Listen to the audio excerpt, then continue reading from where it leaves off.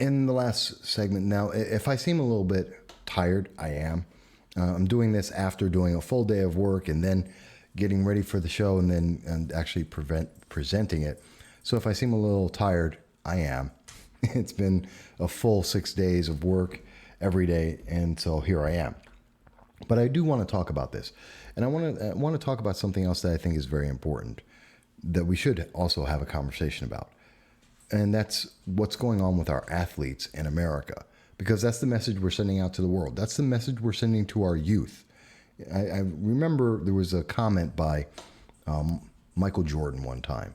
Michael Jordan said, someone asked him, Michael Jordan, you're always in suits every time. This is before NBA players were required to go out and have suits every time they were seen in the public during the season for basketball. And Michael Jordan was one of the people leading that charge. And he was asked, why do you always wear a suit whenever you're out in public, even when it's not the NBA season, even when you're not playing basketball, even now? And his answer was, well, that's because at any given day, I will open up that door from that hotel of wherever town I'm in, and some kid will see me for the first time, his idol, his hero. And what he sees is what he's going to emulate for the rest of his life. He's going to try and be what he sees me that morning or that day. And I want him to have the best image possible. I want him to reach for the skies. I'm paraphrasing what Michael Jordan said there, but it was along those lines. And I believe in that message that you want, especially for people who have the spotlight on them, public figures like Michael Jordan, Colin Kaepernick, Rapinoe, and so many others. All these athletes, these are people who are being isolated, that are being looked at in a very specific way by the up-and-coming culture, the up-and-coming students and kids, and even other adults. These are people who are idolized, and people want to be like them. And we really have to pay attention to what message they're putting out there, because this is the message that next generation is going to pick up on. And I want you to understand, what are they picking up on? Well, they're picking up on things like Colin Kaepernick, who is against the American flag, that he killed the Betsy Ross flag and had so much power that Colin Kaepernick, who is black, was able to dictate the decisions of a multi-billion-dollar company, Nike. And I'm showing the Wall Street article right now. Nike nixes Betsy Ross flag, sneaker after Colin Kaepernick intervenes. Yeah, that was over by July 4th. Did we forget? No, didn't forget. And it's important not to forget that. Because the message that's being put out there is, yeah, this black man, this very powerful public figure, this athlete that kids are looking up to, doesn't like America and is willing to stop a patriotic image being put out there, because he's going to claim it's racist. Not that Betsy Ross, a Quaker, was racist. Not that she had any connection to racism whatsoever, but because America was racist, because part of America had slavery, as did much of the world in that time. And even though there's slavery in the world right now. You know, a lot of people think, well, slavery ended when America ended slavery. No, it didn't. There's slaves in Africa right now, in Ethiopia. Boko Haram, one of the biggest groups of slavers in Africa right now. You don't hear anyone talking about that. You don't hear people in America talking about these Democrats, these liberals, these progressives, talking about ending slavery around the world. You don't hear them saying that. They're telling you that America is racist today because slavery exists in the past of America. What about the slavery that exists right now in the world? If you're so against slavery, why aren't you stepping up for that? Because I believe that Colin Kaepernick is getting paid to make sure that there is a theme here. Again, you're not capable of doing things yourself. You're downtrodden. You can't ever succeed because there were black people at one point in America that were slaves. And there was Jim Crow that followed after it. These are facts. That is true. And that you can't be successful because those things happened in the past. By the way, Colin Kaepernick, multimillionaire, dictating to a billion-dollar company, and they listen to him. But you can't be powerful as a black person. You can't be powerful as a person of color because companies won't listen to you, except Colin Kaepernick. Really? Where's the logic in this? And I bring him up because I also want to bring up someone else that was very influential and should be talked about. And we're talking about Rapinoe from the women's soccer, the U.S. women's soccer, after the U.S. women's soccer won the Women's World Cup. And she's very proud to totally disrespect the American flag. And we got into that in detail in that video and a couple of others. And we highlighted how disrespectful she is. And yet, remember, this is someone who young girls are looking up to. Someone who hates America enough that she won't even bother to put her hand over her heart and thank America. She's upset because gender politics. She wants more money. She wants more fame. She wants more power. Not because she deserves it, not because she earned it, just because she's saying that she's a woman. Much like Colin Kaepernick. Should have more power, should have more money because he's black. That's not a reason. That's not even close to a reason. That is probably the opposite of a reason. But these people are out there and it's working. Their message is getting through because we get to see that now at the Pan-American Games, the PanAm Games that just took place. This is an article from Time magazine.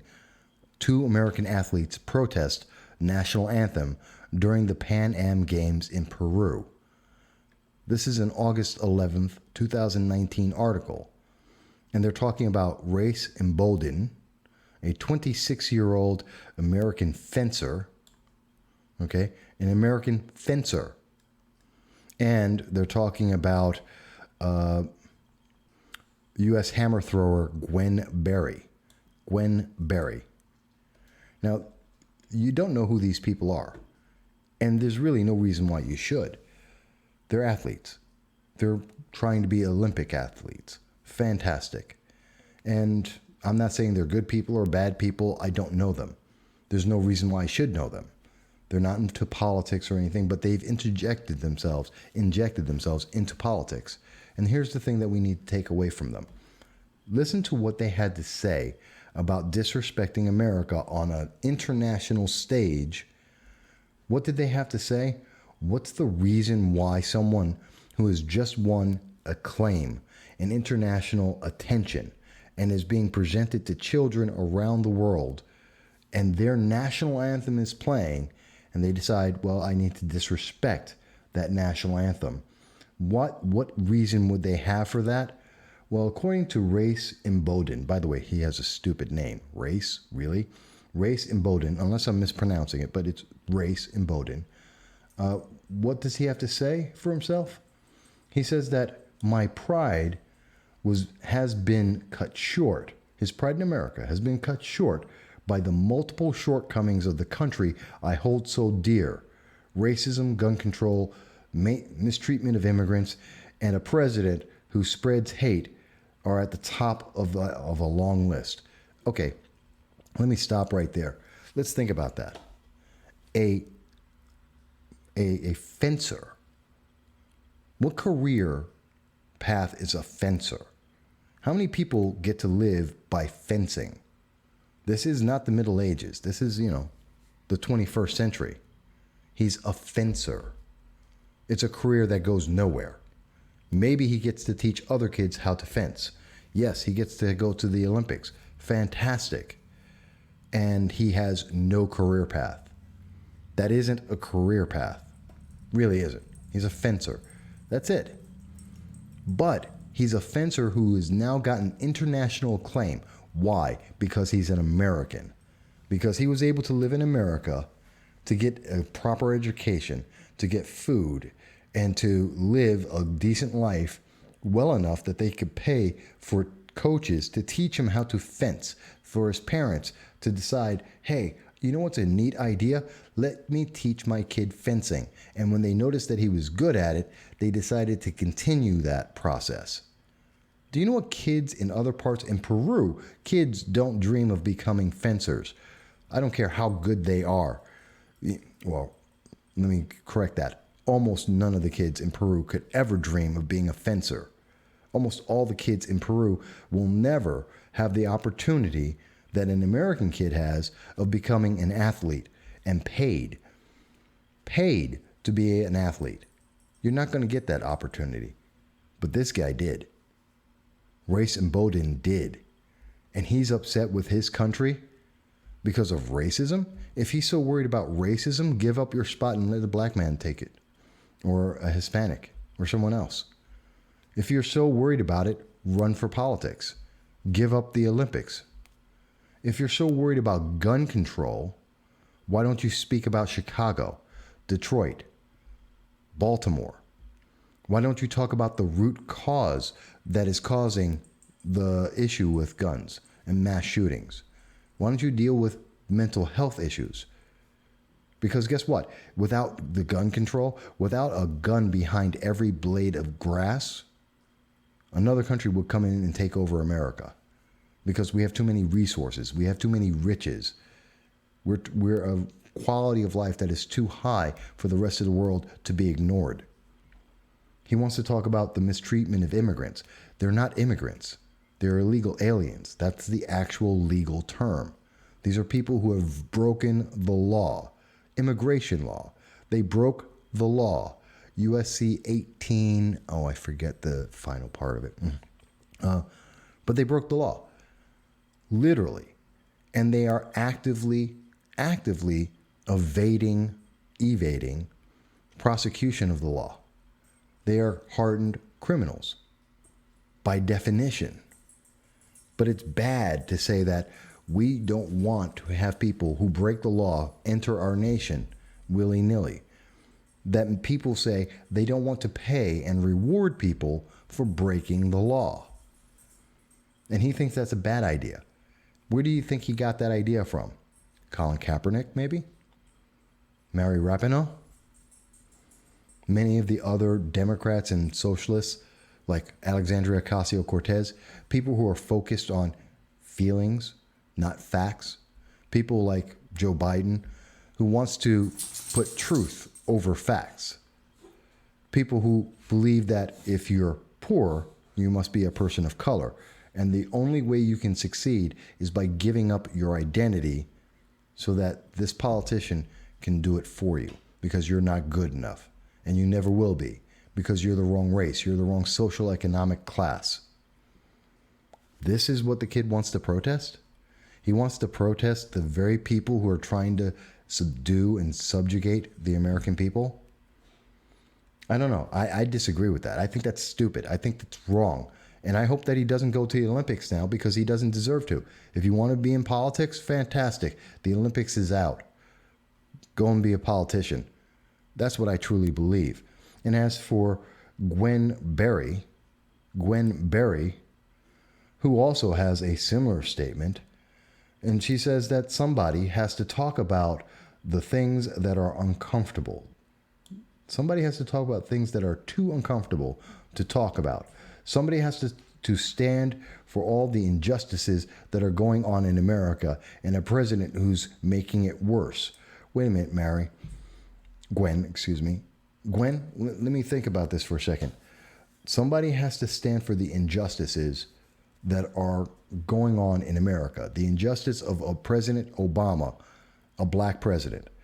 You're talking about the injustices of Kamala Harris, a woman and a woman and a person of color who is running for president. Cory Booker, a man who is black, who is running for president. Both of them all three of them were senators of the United States, elected officials. Are you seriously telling me there's injustice? Women have had the ability to vote since the 1920s. Where's the injustice? Because I can tell you, let's go over to the Middle East where women get stoned because they drove in a car without a man present. Let's go over to Africa where people are killed because they're gay. Let's go around the world and look at the injustices that go on every day that do not go on every day here in America, and that you are so privileged to be an American, so lucky to be an American.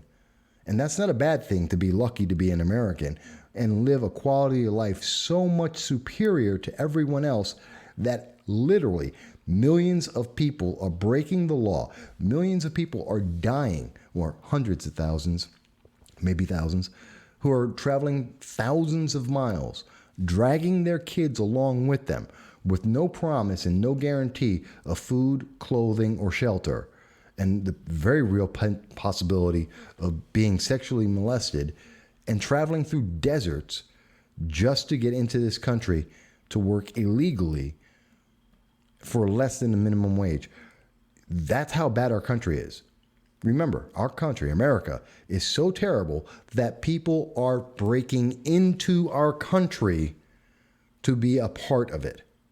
That we are so unjust, people would rather travel thousands of miles through a desert with no guarantee of food, clothing, or shelter, and an imminent threat of sexual molestation. They would rather go through all of that to get to America because it is completely unjust. It is an unfair nation. And she needs to protest that because America is a terrible place. Well, tell me, Gwen, and race, please tell me, where do you guys think is better? Venezuela? North Korea? China?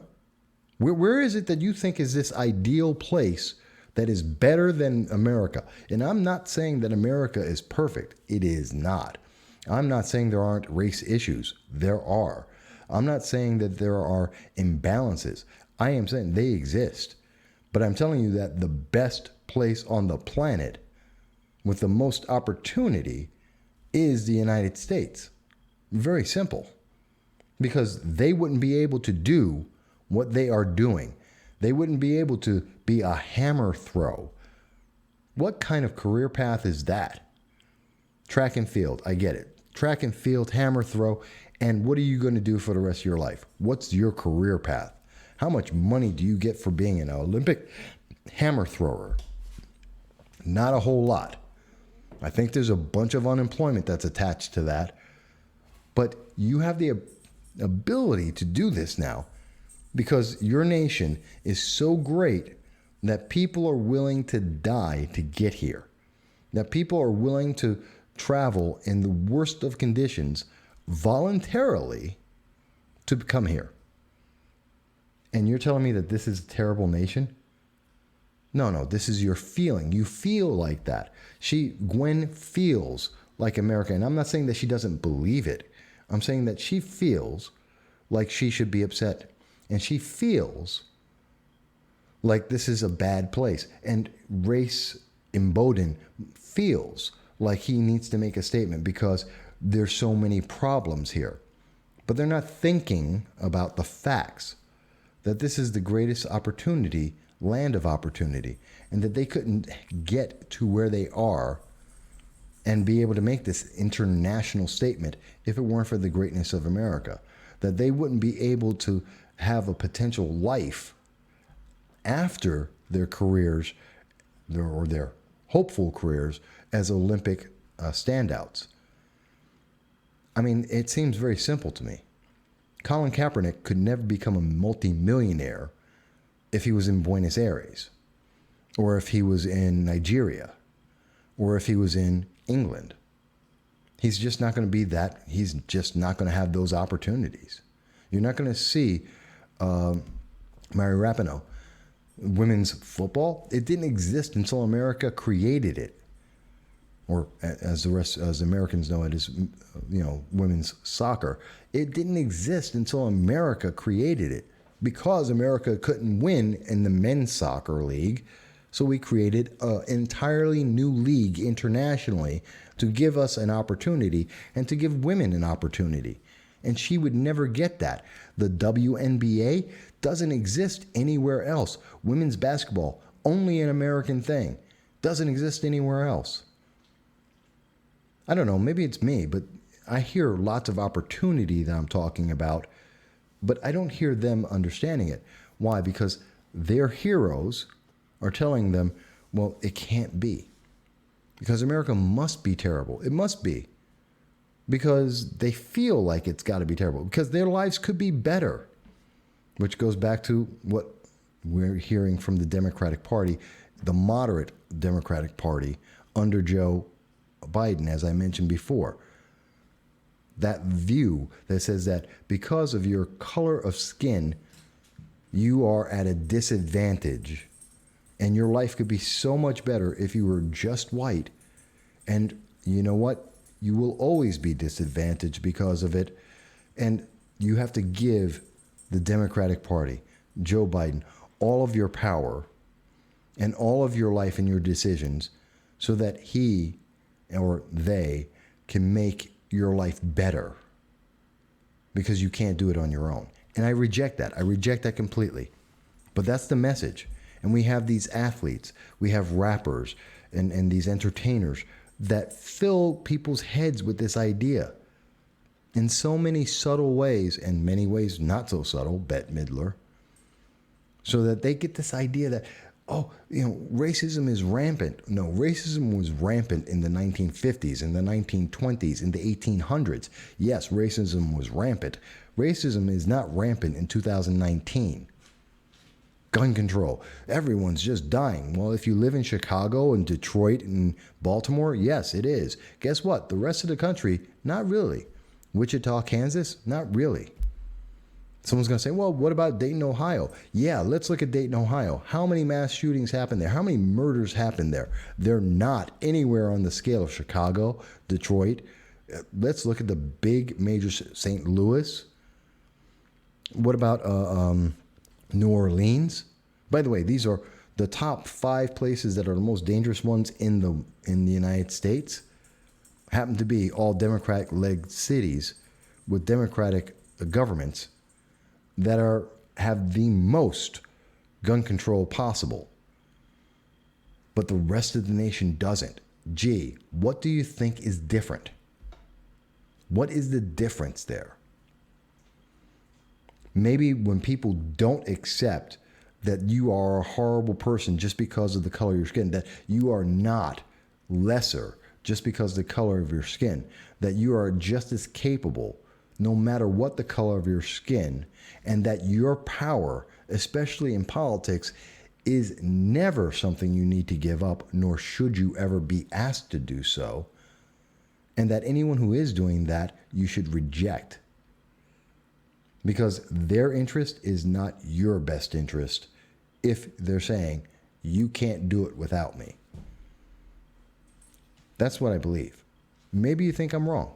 Maybe you think I got it completely off. Maybe. Maybe you think America's absolutely terrible. And I would suggest to you, that's fantastic. You can think I'm wrong. And you can think it's absolutely terrible. And I would suggest go to any other country that you think is such a great place, like Venezuela. Bernie Sanders was recommending Americans to go down to Venezuela 4 years ago. Go on down to Venezuela, where the government is actively killing people because it removed the ability of individuals to have firearms. They cannot defend themselves, and the government has killed 5,000 of its own people. And I would suggest to you, go down to Venezuela and see how well you can do living your life there and how much of a success you can have there, because it's not the same as here. Go to Cuba, go to China, North Korea, the Middle East. See how well you're going to be received there. See how many opportunities you get there. See how many opportunities the people have there. Then compare it to America. And I think you'll understand that you should appreciate America a little bit more. I'm really tired of watching these athletes. These are thousands of people out of a country of hundreds of millions of people, given opportunities. They have been blessed with talent. They've been given opportunity after opportunity. They have risen above and beyond most people in the world. And they have opportunities that are before them, and they are willing to throw that away because their feelings, not facts, their feelings are not being satisfied. You can't be that entitled. You can't be that dumb. I don't know. They upset me. But folks, I've been on for a while. It's been a long day. I've been working really hard. I hope you've enjoyed it, or at least you found it interesting. If you think I'm wrong, please contact me. You have my Twitter. It's MV Consult on Twitter. You can reach me on No Soundbites Allowed on Facebook. You can reach me. My name is Michael Voss. And send me your messages. Tell me where you thought I'm right, I'm wrong. You'll be able to comment on YouTube as well and let me know what you think. And I want to thank everyone over at TECN, the Exceptional Conservative Network, for having me on today. I know it was late. I hope everyone enjoys it. And I will be back again very, very soon. Everyone, have a great night. And let's start the Monday in a great way. Thank you.